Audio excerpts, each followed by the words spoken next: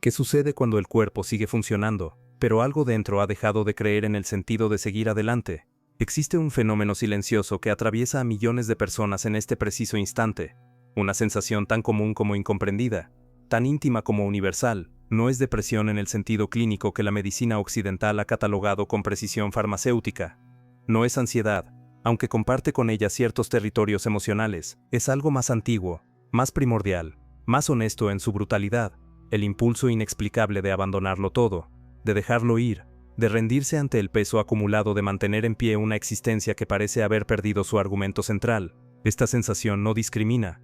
Atraviesa fronteras económicas, culturales, generacionales. Se instala en el ejecutivo que despierta en su apartamento minimalista, preguntándose por qué continúa jugando un juego cuyas reglas nunca eligió. Habita en la madre que ama profundamente a sus hijos, pero fantasea con desaparecer en un aeropuerto y comenzar una vida donde nadie conozca su nombre. Se manifiesta en el estudiante brillante, que, en medio de una clase, comprende con claridad aterradora que nada de lo que está aprendiendo le importa realmente, y que quizás nunca le importó. La cultura contemporánea ha creado un vocabulario sofisticado para evitar nombrar esta sensación con honestidad. Se habla de burnout, de fatiga pandémica, de crisis existencial, de necesidad de un cambio de vida. Pero estas etiquetas funcionan como cosméticos lingüísticos, que suavizan una verdad más incómoda. Hay momentos en la existencia humana, donde el deseo de continuar se agota, donde la voluntad que sostiene la arquitectura de una vida entera, simplemente claudica. No se trata necesariamente de querer morir, aunque a veces ambos territorios se tocan en sus fronteras más oscuras. Se trata de algo quizás más complejo, el agotamiento de querer vivir de la manera en que se ha estado viviendo, la imposibilidad de seguir sosteniendo una narrativa personal, que se ha vuelto insoportablemente pesada. Los filósofos existencialistas del siglo XX rozaron este fenómeno sin terminarlo de nombrar completamente. Albert Camus comenzó su ensayo más célebre declarando que el único problema filosófico verdaderamente serio era el suicidio, la pregunta sobre si la vida merece o no ser vivida. Pero lo que Camus exploraba era, en realidad, este territorio más amplio, la fatiga existencial que precede a cualquier decisión dramática, ese estado de ánimo donde la existencia misma se vuelve cuestionable, no por circunstancias externas específicas, sino por un desencanto fundamental con la naturaleza misma de existir. Jean-Paul Sartre describió la náusea existencial, esa repulsión visceral ante la contingencia y gratuidad de la existencia, la sensación de que todo lo que existe está de más, incluyéndonos a nosotros mismos. Estos pensadores comprendieron algo que la psicología contemporánea a menudo simplifica. Existe una dimensión del malestar humano, que no es patológica sino filosófica, que no requiere tratamiento sino comprensión. En las sociedades premodernas, esta sensación probablemente existía pero contaba con marcos de interpretación radicalmente diferentes.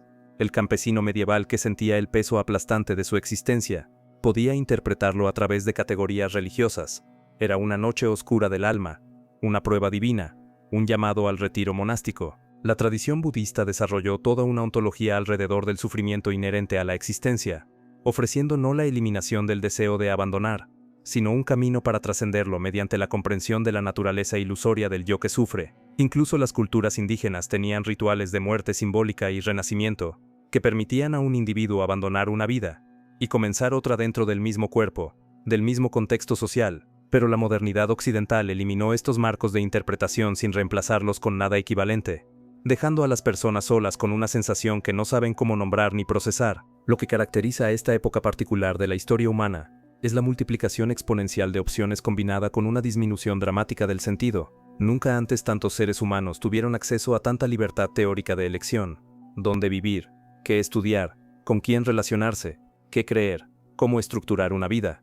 Y sin embargo, esta abundancia de opciones no ha producido generaciones más satisfechas, sino más angustiadas. El sociólogo Zygmunt Bauman describió la modernidad líquida, esa condición donde todas las estructuras sólidas se han derretido, donde nada permanece, donde la identidad misma se ha vuelto un proyecto perpetuamente inacabado, que requiere mantenimiento constante. En este contexto, la sensación de querer abandonarlo todo no es una anomalía psicológica, sino una respuesta perfectamente lógica a una situación existencial insostenible.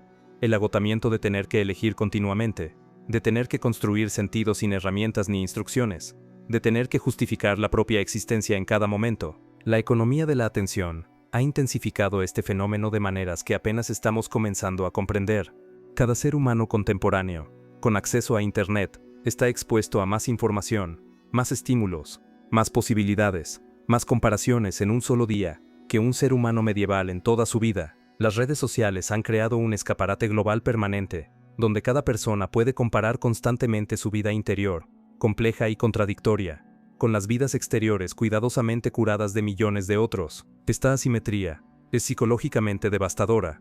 Se vive la propia existencia desde adentro, con todo su caos, su confusión, sus momentos de duda y desesperación, pero se observan las existencias ajenas desde afuera, editadas, filtradas, presentadas en sus mejores momentos. El resultado inevitable es una sensación de inadecuación perpetua, la convicción de que todos los demás tienen algo resuelto, que uno no ha conseguido descifrar. Bajo estas condiciones, el deseo de abandonarlo todo adquiere dimensiones específicas que merecen análisis detallado. Existe, primero, el impulso de abandonar la identidad construida. Ese personaje que se ha interpretado durante años, con sus consistencias exigidas, sus roles sociales, sus relaciones que se han vuelto prisiones cómodas. La persona exitosa que ya no soporta el peso de las expectativas que su éxito ha generado. El hijo responsable que fantasea con desaparecer para nunca más tener que gestionar las necesidades emocionales de padres envejecidos. El profesional competente que sueña con sabotear su propia carrera solo para romper la monotonía predecible de un futuro ya escrito. Este impulso no es infantil ni irresponsable. Es, en muchos sentidos, un grito de autenticidad en un mundo que exige performances constantes. Existe también el deseo de abandonar las relaciones, no porque sean tóxicas en el sentido popular del término, sino porque incluso las buenas relaciones exigen una presencia que a veces agota. Amar requiere energía. Ser amado requiere reciprocidad. Mantener amistades, vínculos familiares, conexiones románticas implica un trabajo emocional continuo, que en ciertos estados de ánimo se siente simplemente imposible de seguir realizando. La fantasía recurrente de muchas personas no es ser amadas más intensamente, sino ser dejadas completamente solas, liberadas de la obligación de responder mensajes, de mantener conversaciones, de gestionar las emociones ajenas, mientras las propias apenas pueden ser sostenidas. Hay una honestidad brutal en este deseo, que la cultura contemporánea, obsesionada con la conexión y la comunidad, se niega a reconocer. A veces, los otros son el peso más insoportable de todos, y está, quizás más fundamental, el impulso de abandonar el proyecto mismo de construir una vida coherente. La cultura occidental moderna está estructurada alrededor de la narrativa del yo como proyecto. Se supone que cada persona debe tener metas, debe trabajar hacia su mejoramiento continuo, debe optimizarse, crecer, evolucionar. Desde la infancia, se bombardea a los individuos con la exigencia de tener sueños, de perseguirlos, de convertirse en la mejor versión de sí mismos. Pero ¿qué sucede cuando esta narrativa se revela como insoportablemente agotadora? ¿Qué pasa cuando la idea misma de tener que ser alguien, de tener que lograr algo, de tener que importar, se siente como una carga de la que se desea desesperadamente liberarse? El filósofo coreano alemán, Byung-Chul Han, ha argumentado que la sociedad contemporánea ya no opera mediante la represión externa, sino mediante la autoexplotación. Cada persona se ha convertido en su propio capataz, exigiéndose productividad, positividad, rendimiento constante. El deseo de abandonarlo todo es, desde esta perspectiva, el último acto de resistencia contra una máquina de autoexplotación que se ha vuelto insostenible. La psicología evolucionista ofrece otra capa de comprensión. Los seres humanos evolucionaron en grupos pequeños, con roles relativamente estables, con horizontes temporales limitados al presente inmediato y al futuro cercano. El cerebro humano no fue diseñado para gestionar la complejidad cognitiva y emocional que caracteriza a la vida contemporánea. Docenas o cientos de relaciones simultáneas, decisiones constantes sobre identidad y dirección de vida, la necesidad de planificar décadas hacia adelante en contextos de incertidumbre radical, la exposición a información sobre crisis globales que no se pueden influir, pero que generan ansiedad constante. En este sentido, la sensación de querer abandonarlo todo podría ser simplemente la manera en que el cerebro señala sobrecarga sistémica, una alarma evolutiva, que indica que la estructura de la vida contemporánea excede las capacidades para las cuales los humanos fueron diseñados. Pero hay también dimensiones más oscuras y menos discutidas de este fenómeno. Existe un placer fantasioso en imaginarse abandonándolo todo, un placer que tiene cualidades casi eróticas, la fantasía de la desaparición total, de la irresponsabilidad absoluta, de la liberación de todas las obligaciones, genera una excitación que es simultáneamente aterradora y seductora. Es la fantasía de volver a ser nadie, de regresar a un estado previo a todas las elecciones que han construido la vida actual. Psicológicamente, Esto conecta con deseos regresivos profundos, el anhelo de volver al útero, a un estado de existencia sin exigencias, sin identidad, sin responsabilidad. La cultura contemporánea no sabe qué hacer con estos deseos, porque contradicen todos los valores dominantes: autonomía, agencia, empoderamiento, crecimiento, pero ignorarlos no los elimina, simplemente los vuelve más peligrosos al negarles reconocimiento consciente. La pandemia de COVID-19 funcionó como un experimento social masivo e involuntario, que expuso la fragilidad de muchas de las estructuras que mantienen las vidas en marcha.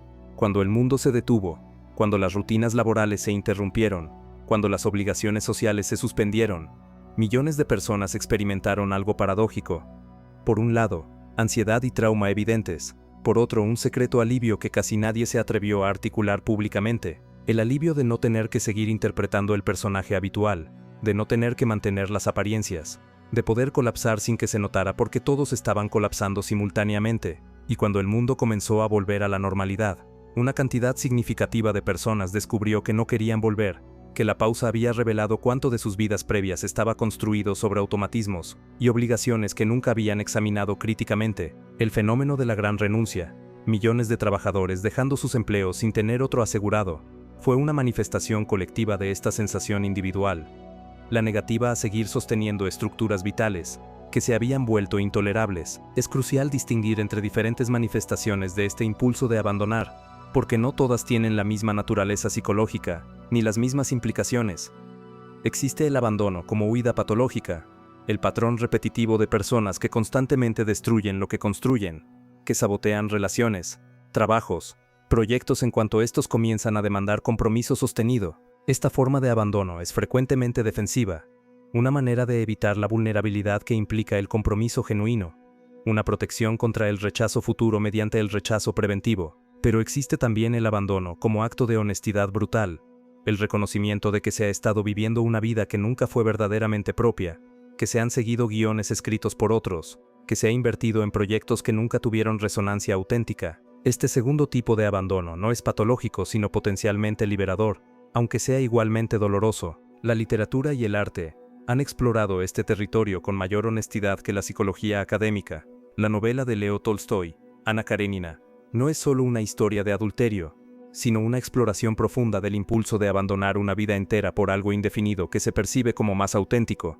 aunque esa autenticidad termine siendo ilusoria. El personaje de Iván Ilich, en otra obra de Tolstoy, descubre en su lecho de muerte que ha vivido una vida completamente falsa, que cada elección que hizo fue dictada por convención social, y la agonía de su muerte es inseparable de la agonía de comprender que es demasiado tarde para vivir de otra manera. La literatura del siglo XX está poblada de personajes que abandonan, hombres que dejan familias, mujeres que huyen de matrimonios, artistas que rechazan el éxito convencional, místicos que renuncian al mundo. Estos personajes fascinan porque representan algo que la mayoría siente, pero pocos se atreven a realizar: la posibilidad de decir no a todo lo que se supone que debería importar. En la tradición oriental, particularmente en el hinduismo, existe una etapa de vida llamada sannyasa, donde un individuo, típicamente después de cumplir con sus obligaciones familiares y sociales, renuncia formalmente al mundo, abandona posesiones, relaciones, identidad social, para dedicarse exclusivamente a la búsqueda espiritual. Este camino institucionalizado de abandono reconoce algo que Occidente ha perdido: que el impulso de renunciar a todo puede ser una fase legítima y valiosa de desarrollo humano, no una patología que debe ser tratada. El sannyasi no está huyendo de manera neurótica, sino transitando conscientemente hacia una forma diferente de existencia. Por supuesto, la mayoría de los occidentales contemporáneos que fantasean con abandonarlo todo, no están buscando iluminación espiritual, pero la comparación revela algo importante: sin marcos culturales que legitimen ciertos impulsos humanos fundamentales, estos impulsos se experimentan como síntomas individuales de fracaso en lugar de posibilidades humanas universales. La neurociencia está comenzando a identificar los correlatos cerebrales de este estado de ánimo, los circuitos de recompensa y motivación, particularmente los que involucran dopamina, pueden agotarse bajo condiciones de estrés crónico y falta de refuerzo positivo. Cuando el cerebro deja de experimentar las actividades habituales como gratificantes, cuando el sistema de recompensa se desensibiliza, el resultado es una forma de anedonia, donde nada parece valer el esfuerzo. Pero esta explicación neurobiológica, aunque válida en su propio nivel, no captura la totalidad del fenómeno, porque la sensación de querer abandonarlo todo no es solo una disfunción en los circuitos de recompensa, es también, y quizás principalmente, una respuesta inteligente a circunstancias vitales, que genuinamente carecen de sentido o recompensa. El cerebro no está funcionando mal cuando señala que algo fundamental está equivocado, está funcionando exactamente como debería. Hay una dimensión generacional específica de este fenómeno que merece atención. Los millennials y la generación Z han crecido en un contexto histórico particular. Fueron criados con promesas de que la educación garantizaría estabilidad económica, que el trabajo duro sería recompensado, que podrían tener vidas al menos tan cómodas como las de sus padres. Estas promesas se han revelado como falsas para una proporción significativa de estas generaciones. Enfrentan mercados laborales precarizados, costos de vivienda astronómicos, deuda estudiantil paralizante, crisis climática cuyo futuro es aterrador, inestabilidad política creciente.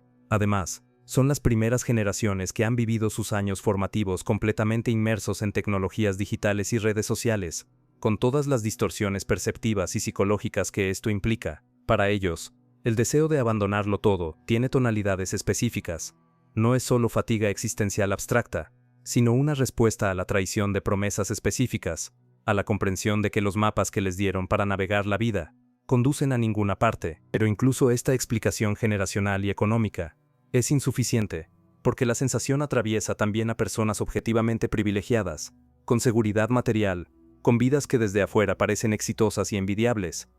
De hecho, a veces son precisamente estas personas las que experimentan el impulso con mayor intensidad, porque no tienen la coartada de las circunstancias externas difíciles para explicar su malestar. El ejecutivo de alto nivel que tiene todo lo que supuestamente debería querer, y que sin embargo despierta cada mañana, preguntándose por qué continúa enfrenta un dilema existencial más agudo que alguien cuyo malestar puede ser atribuido a causas materiales concretas. Su sufrimiento es más puro porque no tiene justificación externa, porque revela que el problema no es la escasez de recursos o oportunidades, sino algo más fundamental en la estructura misma, de cómo se concibe una vida humana en la modernidad tardía. La filosofía budista ofrece un diagnóstico radical.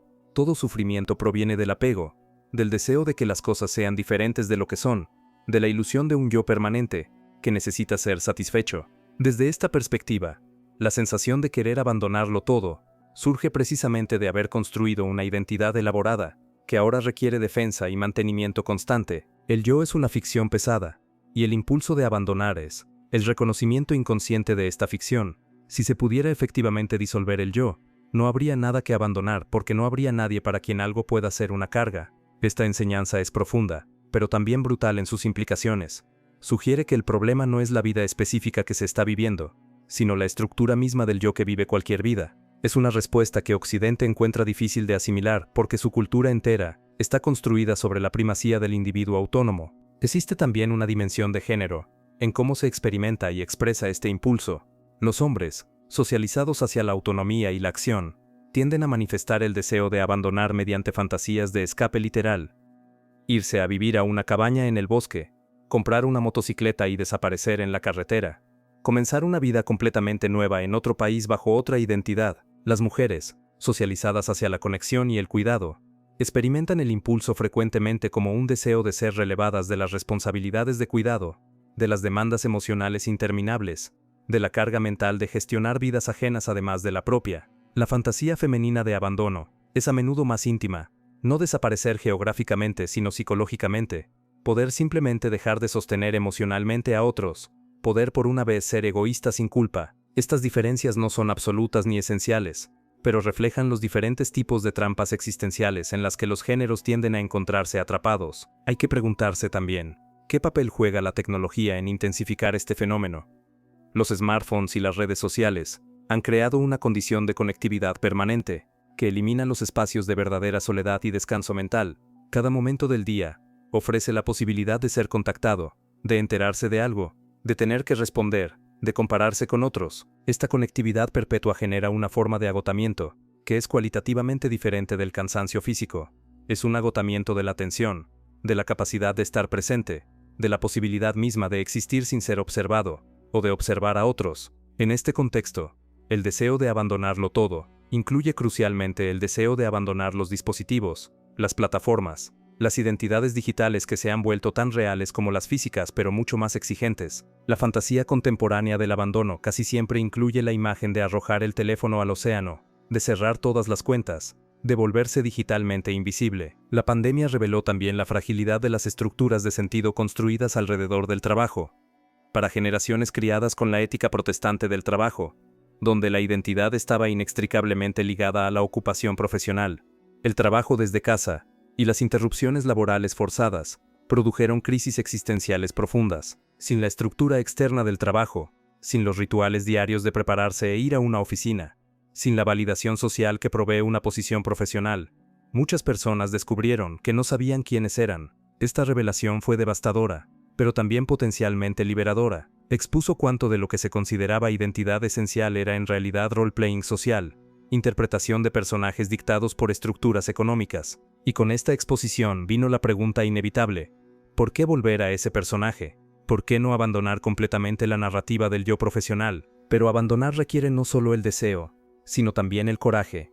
Y aquí es donde la mayoría de las personas se detienen. El impulso de abandonar coexiste con el terror a las consecuencias del abandono. Terror a la inestabilidad financiera, a la desaprobación social, a decepcionar a otros, a la posibilidad de arrepentimiento futuro, al vacío que quedaría después del abandono, porque abandonarlo todo implica no solo dejar ir lo conocido, sino también enfrentar una pregunta aterradora: ¿y ahora qué?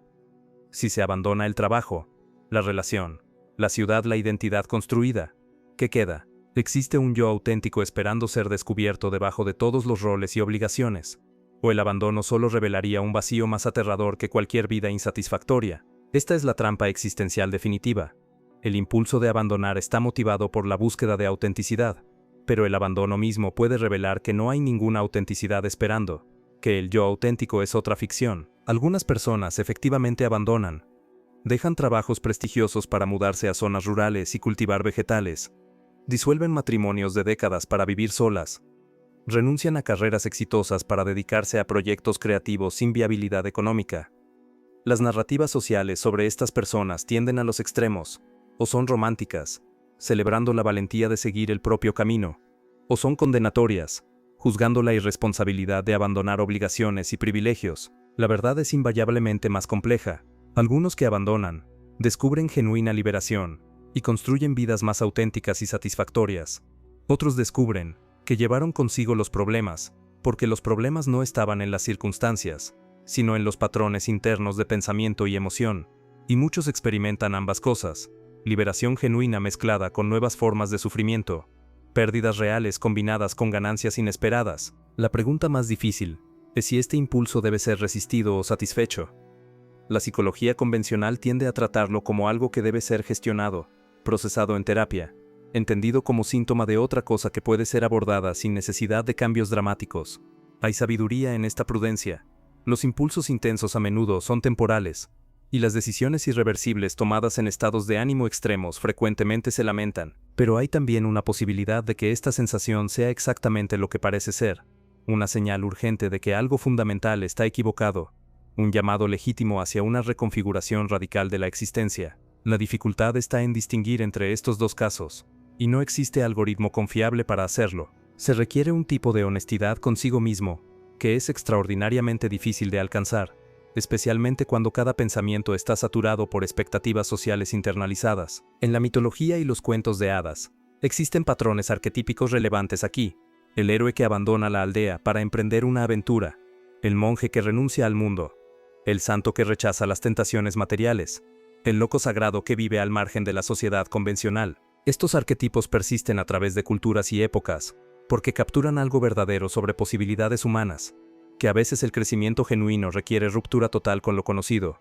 que la transformación real es indistinguible de una forma de muerte, que el yo nuevo solo puede emerger mediante la aniquilación del yo viejo. Pero la cultura contemporánea ha perdido en gran medida estos marcos míticos, dejando a las personas con solo narrativas psicológicas individualizadas, que tratan todo impulso de transformación radical como potencialmente patológico. Hay también una dimensión política en este fenómeno que raramente se discute. El deseo masivo de abandonarlo todo podría ser leído como una forma de resistencia inconsciente al capitalismo tardío, una negativa del cuerpo y la psique a seguir funcionando dentro de sistemas que extraen valor de cada momento de existencia. Cuando millones de personas simultáneamente sienten el impulso de renunciar, de retirarse, de dejar de participar, esto no es meramente un problema de salud mental individual, sino potencialmente el inicio de una huelga existencial colectiva. Pero esta resistencia permanece mayormente inconsciente, y no articulada políticamente, manifestándose como síntomas individuales de fracaso, en lugar de reconocerse como respuesta colectiva a condiciones sistémicas insostenibles. Si pudiera ser politizada, si pudiera transformarse de vergüenza privada en indignación compartida, el impulso de abandonar podría convertirse en la base de demandas colectivas de estructuras vitales radicalmente diferentes. Lo que complica todo esto es que el impulso de abandonar también puede ser una forma de privilegio. Requiere cierta seguridad material poder siquiera contemplar abandonar lo que se tiene. Las personas que viven en verdadera precariedad, que luchan día a día por supervivencia básica, raramente tienen el lujo de sentirse existencialmente agotadas porque toda su energía está consumida por necesidades materiales inmediatas. La sensación de querer abandonarlo todo emerge típicamente en contextos donde las necesidades básicas están satisfechas pero el sentido está ausente. Esto no invalida el sufrimiento, pero sí lo contextualiza. Es un tipo particular de sufrimiento, el sufrimiento de la abundancia sin propósito, el malestar de tener todas las condiciones materiales para la felicidad excepto la felicidad misma.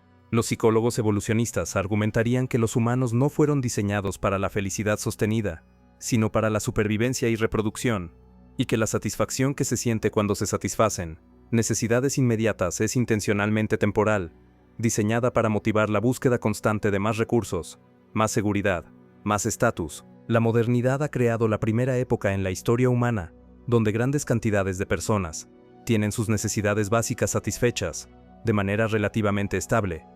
Y esto expone una verdad incómoda, que la maquinaria psicológica humana no sabe qué hacer con la seguridad sostenida, que en ausencia de amenazas reales, el cerebro inventa amenazas imaginarias, que el sufrimiento no desaparece con la abundancia, sino que simplemente cambia de forma. El impulso de abandonarlo todo podría ser la manera en que un cerebro diseñado para crisis perpetuas crea artificialmente la crisis cuando ninguna existe externamente. Pero esta explicación evolucionista, aunque intrigante, tampoco captura la totalidad de la experiencia, porque la sensación no es solo de incomodidad general, sino de algo mucho más específico, la intuición de que se está viviendo la vida equivocada, de que existe alguna otra posibilidad, alguna otra versión de uno mismo, que está siendo traicionada con cada día que continúa la vida actual. Esta intuición puede ser completamente ilusoria, una fantasía romántica, sin base en ninguna realidad alcanzable, o puede ser una percepción genuina de posibilidades no realizadas, un contacto momentáneo, con versiones alternativas del yo, que podrían haber sido, y quizás todavía podrían ser. No hay manera definitiva de saber cuál es el caso sin arriesgarse al abandono mismo. Y en ese punto, la pregunta sobre si la intuición era válida se vuelve irrelevante, porque la vida alternativa, sea cual sea, será la única vida disponible. Las tradiciones místicas hablan de la noche oscura del alma, ese periodo de desolación espiritual donde Dios parece ausente, donde todas las certezas se disuelven, donde la práctica espiritual misma se vuelve árida y sin sentido. Los místicos enseñaban que esta noche oscura no era un fracaso sino una fase necesaria de transformación, un vaciamiento que precede a un llenado más profundo. Quizás la sensación contemporánea de querer abandonarlo todo sea la versión secular de la noche oscura, no una patología que debe ser curada, sino una iniciación que debe ser atravesada, pero atravesarla requiere una confianza que la cultura contemporánea no proporciona, la confianza de que al otro lado del vaciamiento hay algo valioso en lugar de simplemente más vacío. Lo más honesto que puede decirse es que nadie sabe realmente qué hacer con esta sensación. La psiquiatría ofrece medicación que puede suavizar su intensidad, pero no elimina las condiciones que la generan. La psicoterapia ofrece comprensión, pero no soluciones. Los amigos y familiares ofrecen consuelo, pero raramente entienden la profundidad del malestar. Los libros de autoayuda ofrecen fórmulas que funcionan para algunos y fallan espectacularmente para otros. Las tradiciones espirituales ofrecen caminos que fueron diseñados para contextos culturales completamente diferentes y pueden no traducirse bien a la modernidad occidental. Y el simple paso del tiempo a veces resuelve la sensación, no porque algo haya cambiado, sino porque todo cambia inevitablemente, incluyendo los estados de ánimo que parecían permanentes. Tal vez la pregunta más importante no es cómo eliminar este impulso, sino cómo vivir con él, cómo continuar habitando una vida, mientras se siente simultáneamente el deseo de abandonarla. Porque para la mayoría de las personas, abandonar completamente no es una opción realista, o si es una opción, es una con costos tan altos que hacen que la inacción sea más racional. Entonces la tarea se convierte en algo más sutil, Cómo mantener contacto con el impulso de abandonar, sin dejarse paralizar por él. Cómo honrar la intuición de que algo está equivocado sin caer en la fantasía de que existe una vida perfecta, esperando en algún otro lugar. Cómo hacer pequeños abandonos, microrenuncias que liberan algo de presión sin destruir toda la estructura. Cómo crear espacios de no existencia dentro de la existencia. Momentos donde se puede dejar de ser quien se es supuestamente. Y quizás hay algo paradójicamente valioso en simplemente sentir esta sensación plenamente, sin apresurarse a resolverla o eliminarla. Porque el impulso de abandonarlo todo revela algo que usualmente permanece oculto: la contingencia radical de toda vida humana. El hecho de que cada existencia está construida sobre decisiones que pudieron haber sido otras, sobre compromisos que no son necesarios sino arbitrarios, sobre identidades que son actuadas en lugar de descubiertas. Tocar esta contingencia es aterrador, pero también, extrañamente liberador. Si nada de lo que se tiene es necesario, si todo podría ser de otra manera, entonces el hecho de continuar eligiendo esta vida, este día tras día, se convierte en algo casi sagrado. No una obligación, ni un automatismo, sino una elección perpetuamente renovada, tan frágil y valiente como cualquier acto humano puede ser. Lo que permanece sin respuesta, lo que quizás debe permanecer sin respuesta, es si esta elección de continuar es sabiduría, o simplemente cobardía vestida de prudencia.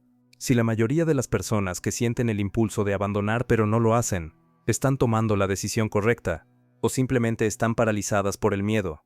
Si los que efectivamente abandonan son valientes o tontos, si existe realmente una diferencia entre estas categorías, o si son solo las historias que se cuentan después de los hechos, para dar sentido a decisiones que en el momento fueron tomadas en la oscuridad más completa, sin certeza, sin garantías, sin más guía que el peso comparativo de diferentes formas de sufrimiento anticipado, y tal vez esa ausencia de respuesta definitiva, esa imposibilidad de saber con certeza, es precisamente lo que mantiene a tantos suspendidos en un estado de indecisión perpetua, viviendo vidas que no terminan de abrazar ni de abandonar, existiendo en un territorio intermedio que es su propia forma de infierno, pero también, paradójicamente, la única posición honesta disponible para criaturas atrapadas entre la necesidad de sentido y la ausencia de cualquier sentido garantizado. La verdad que nadie quiere admitir es que la mayoría de las personas que sienten este impulso no están atrapadas en circunstancias externas insoportables, sino en las prisiones que ellas mismas han construido con meticulosa dedicación durante años. No son víctimas de un sistema opresivo abstracto, sino cómplices activas de su propia domesticación. Cada día que se despiertan y eligen el camino seguro, cada vez que silencian la voz interior que sugiere alternativas radicales, cada momento que invierten en optimizar una vida que fundamentalmente no quieren vivir, están votando a favor de su propia jaula. Y la parte más incómoda de esta verdad es que lo hacen porque, en algún nivel profundo, la jaula es más cómoda que la libertad aterradora que existe afuera de ella. Existe una forma de deshonestidad que caracteriza al sufrimiento contemporáneo, una negativa a mirarse en el espejo con verdadera brutalidad. Las personas se quejan de estar atrapadas mientras sostienen firmemente las cadenas, se lamentan de no tener opciones mientras rechazan sistemáticamente cada opción que aparece, porque esa opción requeriría sacrificar algo: comodidad material, aprobación social, la imagen cuidadosamente construida de quienes son, la ilusión de seguridad que proporcionan los caminos predecibles. El impulso de abandonarlo todo coexiste con un apego feroz a todo lo que se dice querer abandonar. Y esta contradicción no se resuelve porque resolverla requeriría una honestidad consigo mismo, que es más dolorosa que seguir viviendo en la contradicción. Es más fácil culpar al capitalismo, a la sociedad, a los padres, al trauma, a las circunstancias, que admitir la verdad más simple y brutal, que en cada momento se está eligiendo esta vida, que nadie está forzando esta existencia, que el peso que se siente es el peso de las propias decisiones acumuladas. Hay que preguntarse, ¿qué proporción del malestar existencial contemporáneo es genuino? ¿Y qué proporción es simplemente una pose sofisticada, una manera de sentirse interesante en una época donde el aburrimiento es la condición por defecto?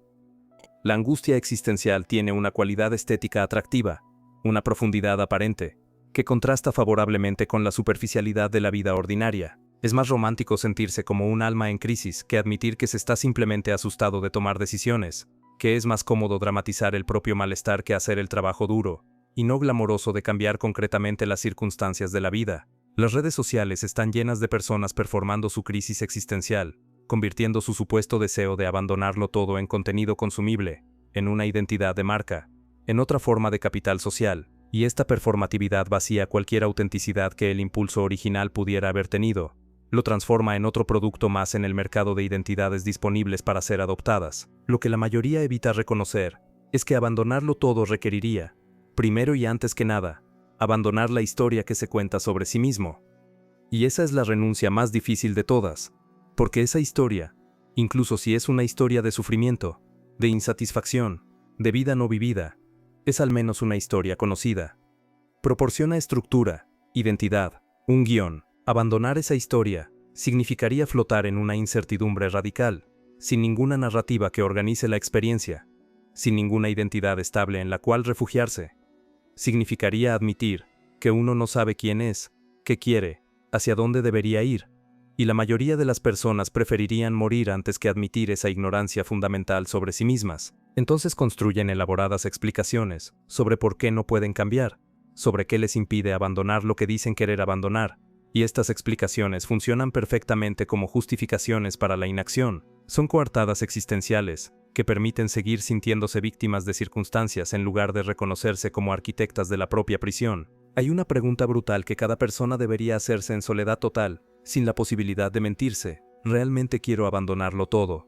¿O simplemente quiero la fantasía del abandono como escape psicológico de la responsabilidad de vivir plenamente la vida que ya tengo? Porque la fantasía del abandono es perfecta precisamente porque permanece fantasía, mientras se imagina esa otra vida, esa versión alternativa donde se ha dejado todo atrás. No se tiene que enfrentar la realidad de que esa otra vida también tendría sus propias dificultades, sus propias decepciones, sus propios momentos de querer abandonarla. La fantasía del abandono funciona como un narcótico que hace tolerable la vida actual al sugerir perpetuamente que existe una salida disponible. Pero si esa salida se tomara realmente, la fantasía se disolvería, y sería reemplazada por una realidad que probablemente sería tan compleja y problemática como la actual, solo que de maneras diferentes, y entonces se necesitaría una nueva fantasía de abandono para escapar de esa nueva realidad, y el patrón continuaría infinitamente porque el problema nunca fue la vida específica sino la incapacidad fundamental de habitar plenamente cualquier vida. La sociedad de consumo ha perfeccionado el arte de capitalizar este malestar. Cada producto, cada experiencia, cada upgrade prometido, es vendido como la solución al vacío existencial. El nuevo teléfono, el viaje transformador, el curso de desarrollo personal, la práctica de meditación, la relación perfecta, el trabajo soñado, todos son comercializados como la cosa que finalmente llenará el hueco, que dará sentido, que eliminará el impulso de abandonar. Y por supuesto ninguno lo hace. Pero en lugar de reconocer que el problema no puede ser resuelto mediante el consumo, las personas simplemente consumen más, buscan la siguiente solución, el siguiente producto, la siguiente experiencia. El deseo de abandonarlo todo se convierte paradójicamente en un motor del consumismo.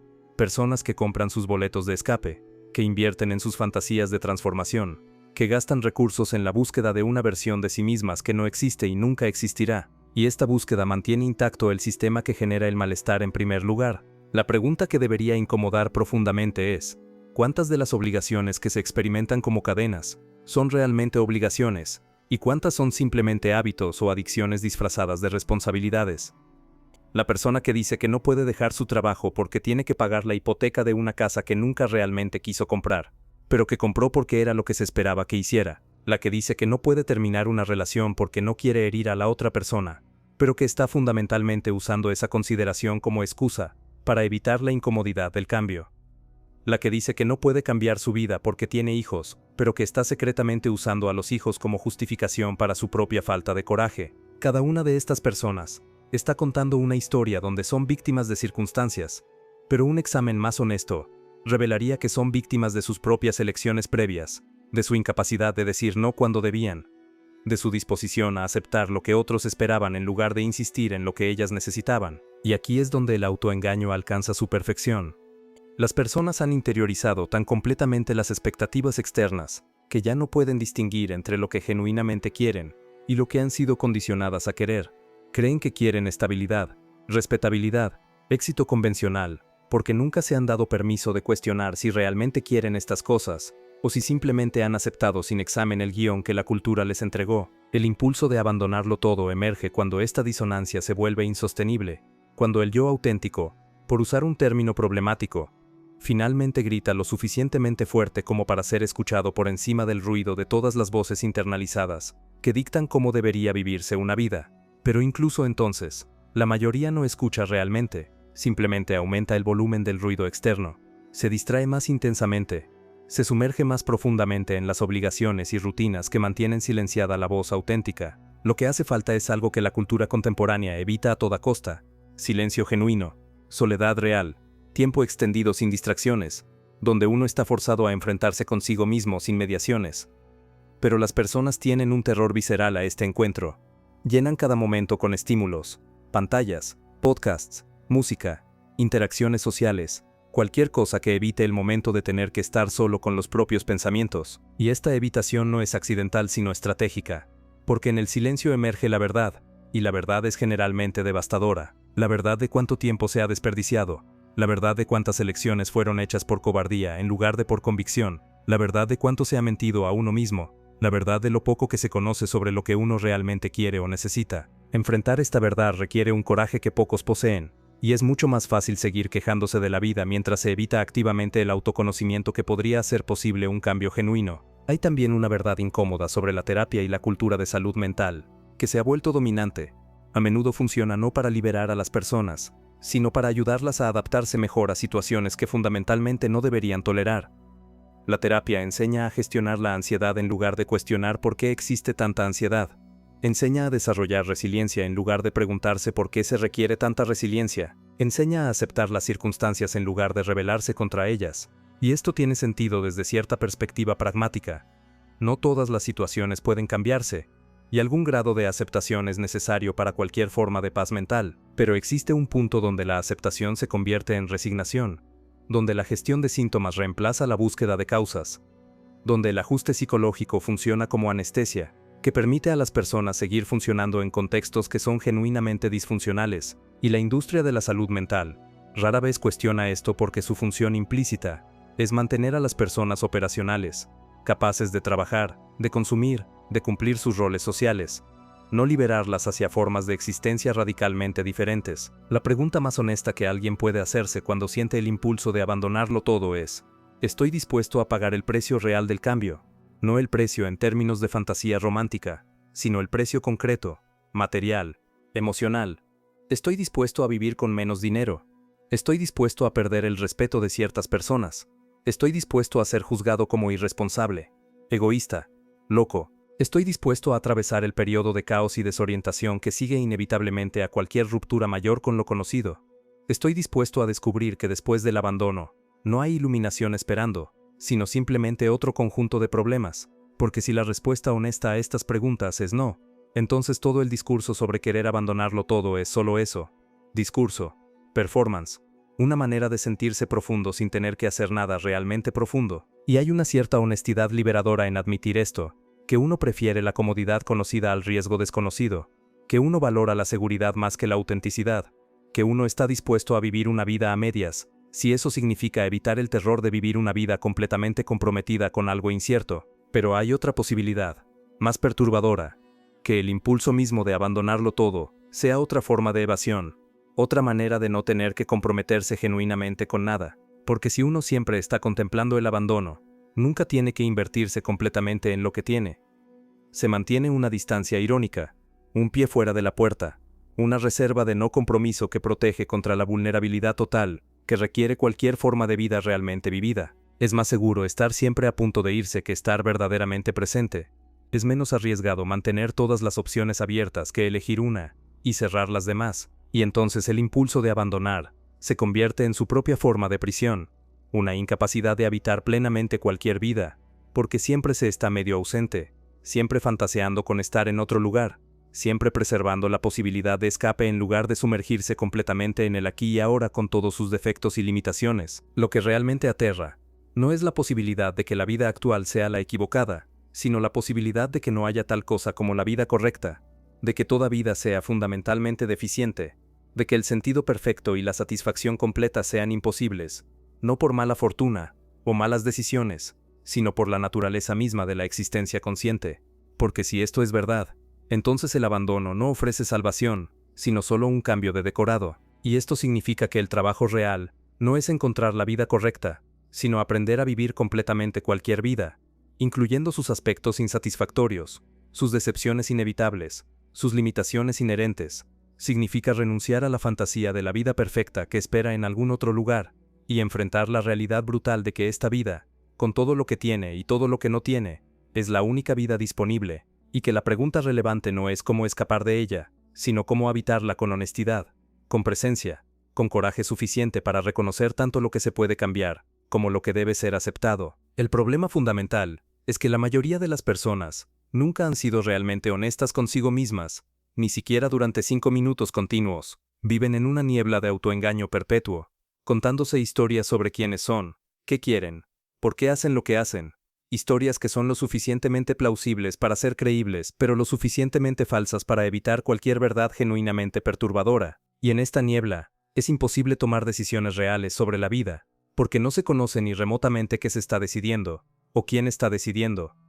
El primer acto de cualquier cambio genuino tendría que ser un acto de honestidad brutal consigo mismo, un inventario despiadado de todas las mentiras que se ha estado creyendo, todas las justificaciones que se ha estado aceptando, todos los miedos que se han estado disfrazando de otra cosa, pero este acto es tan doloroso que la mayoría lo evitará a cualquier costo, prefiriendo vivir en la confusión familiar, antes que en la claridad perturbadora. Y aquí está la paradoja final: el impulso de abandonarlo todo puede ser simultáneamente la cosa más honesta que alguien siente, y la forma más sofisticada de evasión. Es honesto en cuanto reconoce que algo está fundamentalmente equivocado, que la vida tal como está siendo vivida no es sostenible, pero es evasivo en cuanto sugiere que la solución está en algún otro lugar, en alguna otra configuración de circunstancias externas, cuando el problema real es interno. Es una incapacidad o falta de voluntad de vivir plenamente cualquier vida. Resolver esta paradoja requeriría distinguir entre los abandonos que son actos de coraje genuino y los que son actos de cobardía disfrazada, entre las renuncias que liberan y las que simplemente posponen el enfrentamiento necesario con uno mismo. Y esta distinción no puede ser hecha mediante análisis intelectual, sino solo mediante un examen honesto de las propias motivaciones, un examen que la mayoría nunca realizará porque requiere precisamente el tipo de coraje que afirman buscar, pero que en realidad evitan sistemáticamente. Lo que permanece, después de toda esta disección brutal, es una pregunta simple que cada persona debe responder en la oscuridad de su propia conciencia, sin audiencia, sin posibilidad de engaño. ¿Estás viviendo tu vida, o estás simplemente dejando que tu vida te viva a ti? Y si la respuesta es la segunda, ¿tienes el coraje de hacer algo al respecto? ¿O preferirías seguir quejándote mientras mantienes todo exactamente igual? La honestidad más incómoda es admitir que muchas personas no quieren realmente cambiar su vida. Quieren que su vida cambie mágicamente sin que ellas tengan que hacer el trabajo aterrador de cambiarla. Quieren despertar un día y descubrir que de alguna manera, sin esfuerzo, sin riesgo, sin pérdida, todo se ha reconfigurado en algo mejor. Quieren la transformación sin la transición, el renacimiento sin la muerte, la libertad sin el precio que la libertad siempre cobra. Y cuando esto no sucede, cuando la vida continúa siendo exactamente lo que ha sido, porque no han hecho nada concreto para alterarla, se sienten traicionadas por el universo, como si existiera alguna deuda cósmica que no está siendo pagada. Pero el universo no debe nada a nadie. La vida no viene con garantías de sentido o satisfacción, y el cambio genuino requiere siempre un sacrificio que la mayoría no está dispuesta a hacer. Entonces viven en un estado de resentimiento perpetuo, furiosas con una realidad que simplemente está respondiendo con perfecta precisión a las elecciones que están haciendo, o más precisamente, a las elecciones que están evitando hacer. Existe una adicción cultural a la identidad de víctima, que es raramente nombrada, porque hacerlo viola todos los protocolos contemporáneos de sensibilidad. Pero la verdad es que ser víctima es cómodo de maneras que nadie quiere admitir. Ser víctima significa que los problemas no son culpa propia, que la responsabilidad recae en otro lugar, que no se tiene que hacer el trabajo aterrador de cambiar porque el cambio está fuera del propio control. Ser víctima genera simpatía, atención, una narrativa clara, donde uno es el protagonista injustamente tratado.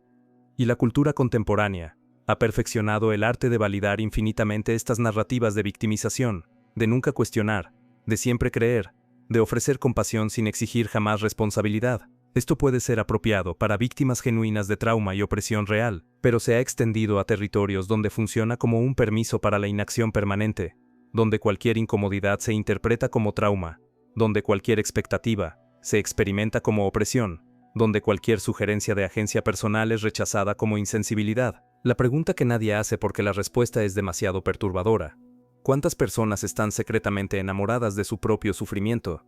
No en el sentido de disfrutarlo directamente, sino en el sentido de que su sufrimiento se ha convertido en su identidad central, en la cosa que las hace interesantes, en su contribución a conversaciones, en su forma de conectar con otros. Sin el sufrimiento, ¿quiénes serían si abandonaran las historias de trauma, de lucha, de victimización? ¿Qué quedaría?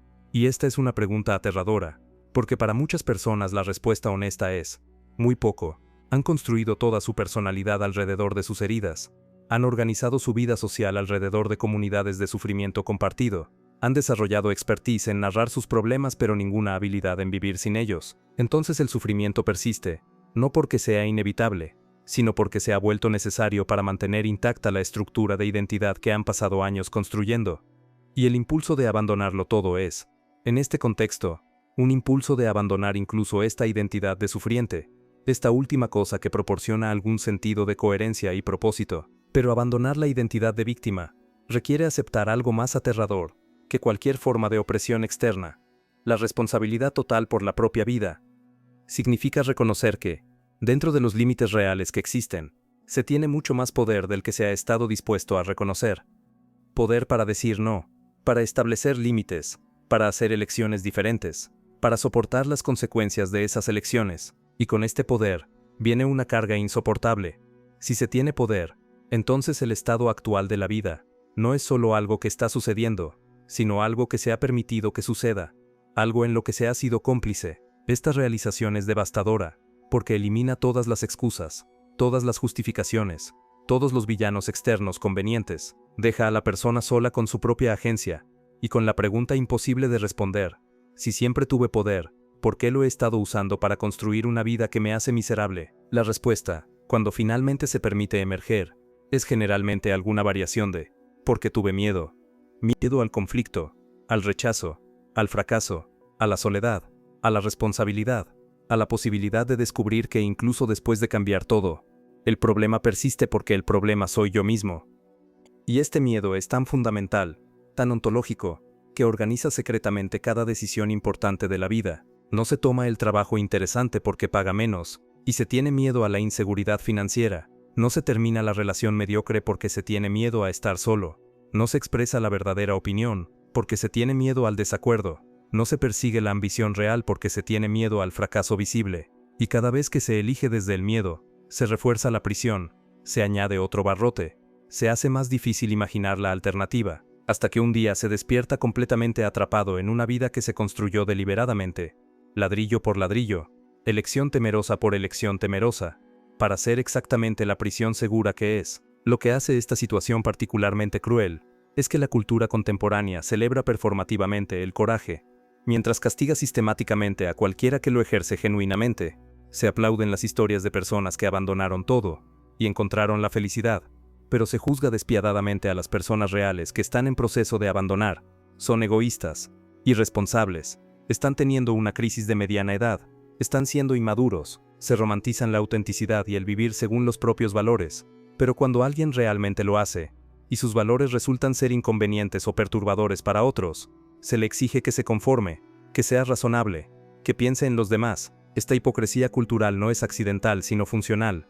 Mantiene a las personas atrapadas entre la aspiración de vivir auténticamente y el castigo por hacerlo realmente, en un estado de frustración perpetua que las hace perfectamente miserables, pero también perfectamente controlables y productivas. Y aquí aparece otra verdad que nadie articula. El sistema económico contemporáneo depende fundamentalmente de personas que están lo suficientemente insatisfechas como para seguir consumiendo pero no lo suficientemente desesperadas como para rebelarse. El trabajador perfectamente explotable es aquel que odia su trabajo pero tiene suficientes deudas y obligaciones que no puede dejarlo, que sueña con escapar pero ha construido una vida que hace el escape financieramente imposible. El consumidor perfecto es aquel que siente un vacío perpetuo que intenta llenar mediante compras, que cree que el próximo producto, la próxima experiencia, el próximo upgrade finalmente proporcionará la satisfacción que busca. La estabilidad del sistema entero depende de mantener a millones de personas en este estado de insatisfacción manejable, lo suficientemente cómodas como para no arriesgar lo que tienen, lo suficientemente infelices como para seguir buscando soluciones en los lugares equivocados. El impulso de abandonarlo todo es peligroso para este sistema, no porque sea irracional, sino precisamente porque es completamente racional, porque reconoce que el juego entero está amañado, que las reglas fueron escritas para beneficiar a otros, que la única manera de ganar es dejar de jugar, pero dejar de jugar requiere una claridad sobre los propios valores que es extraordinariamente rara. La mayoría de las personas, si se les pregunta qué valoran realmente, qué es lo que genuinamente importa en sus vidas, darán respuestas convencionales, y no examinadas: familia, salud, felicidad, éxito, seguridad. Pero si se observa cómo realmente gastan su tiempo y energía, revelan valores completamente diferentes: validación externa, comodidad, evitación de conflicto, mantenimiento de imagen social, acumulación de seguridad material que nunca se siente suficiente. Esta desconexión entre valores declarados y valores revelados por comportamiento es la fuente de inmensa miseria existencial. Se experimenta como hipocresía ajena cuando en realidad es hipocresía propia, y resolver esta desconexión requeriría primero reconocerla, lo cual requiere un nivel de autoobservación honesta que la mayoría evita, porque es profundamente humillante descubrir cuánto de lo que se dice sobre uno mismo es simplemente falso. El trabajo real, el que prácticamente nadie hace, es sentarse en silencio total y preguntarse sin piedad: si tuviera 5 años de vida garantizados con salud y recursos suficientes, ¿cómo los viviría? Y luego preguntarse: ¿por qué no estoy viviendo así ahora? ¿Cuáles son los obstáculos reales? ¿Y cuáles son los obstáculos imaginarios? ¿Cuánto de lo que considero necesario es realmente necesario? ¿Y cuánto es solo habituado? ¿Qué estoy protegiendo al mantener mi vida exactamente como está? ¿A qué le tengo tanto miedo que estoy dispuesto a sacrificar años, décadas, potencialmente mi vida entera para evitarlo? Y luego, la pregunta más brutal: ¿estoy dispuesto a vivir con las respuestas a estas preguntas? ¿O preferiría seguir sin hacerlas para poder mantener la ilusión de que no tengo elección?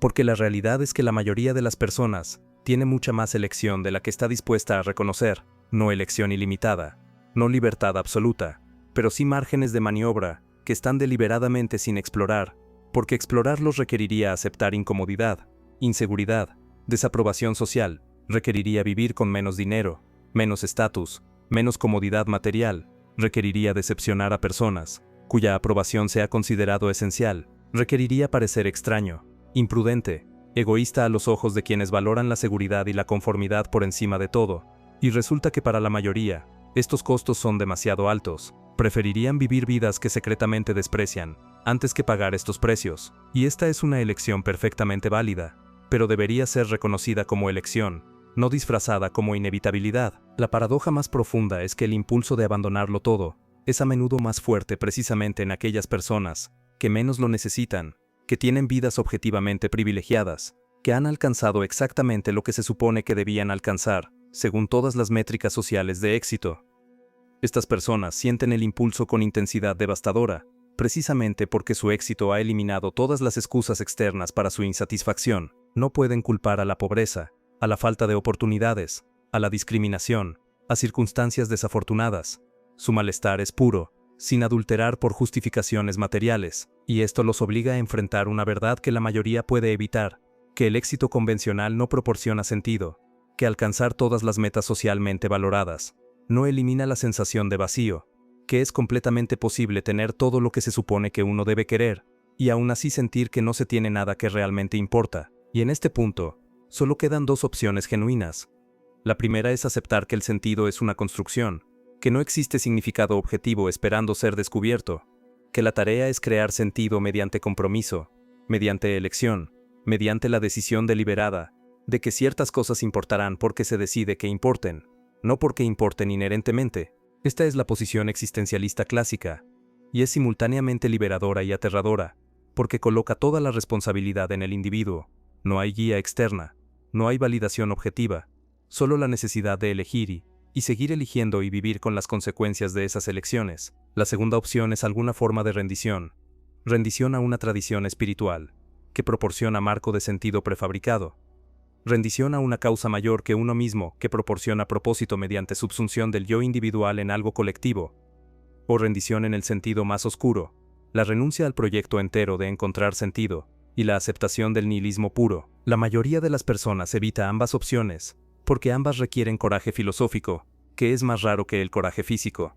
En lugar de eso, viven en un territorio intermedio de mala fe, pretendiendo creer en sentidos que no creen realmente, siguiendo valores que no han examinado, cumpliendo roles que nunca eligieron conscientemente, todo mientras mantienen una vaga sensación de que algo está equivocado, pero sin nunca confrontar directamente qué es ese algo, y el impulso de abandonarlo todo, es la manera en que esta verdad no confrontada presiona hacia la conciencia, la manera en que el yo auténtico, si es que existe tal cosa, protesta contra la vida inauténtica que está siendo vivida en su nombre. Pero incluso hablar de un yo auténtico es problemático, porque presupone que existe algún yo verdadero escondido, debajo de todos los roles y condicionamientos sociales, esperando ser liberado.